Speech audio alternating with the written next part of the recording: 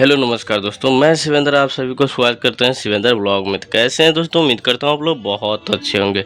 दोस्तों खेसारी भैया का फ्रेंड है तो वीडियो को एक लाइक कर दीजिएगा, साथ ही चैनल पर नए हैं तो चैनल को सब्सक्राइब जरूर कर लीजिएगा। दोस्तों बता दूँ कि काफ़ी गजब का है, आप लोगों को बता दूं कि बलम सॉन्ग आने वाला है, काफ़ी बवाल सॉन्ग है।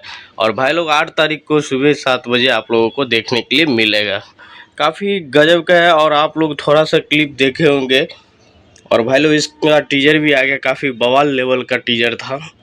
तो भाई लोग बता सकता हूँ कि आप लोगों का राय क्या है, कमेंट बॉक्स में ज़रूर बताइएगा और ऐसे ही देखते रहिएगा शिवेंद्र ब्लॉग। और भाई लोग खेसारी भैया का एक से एक बढ़ के गाना शूट हुआ है, तो आप लोगों को बैक टू बैक मतलब पोस्टर आउट किया जाएगा, तो आप लोगों को वीडियो के माध्यम से बता दिया जाएगा। दोस्तों ऐसे ही आप लोग देखते रहिएगा शिवेंद्र ब्लॉग।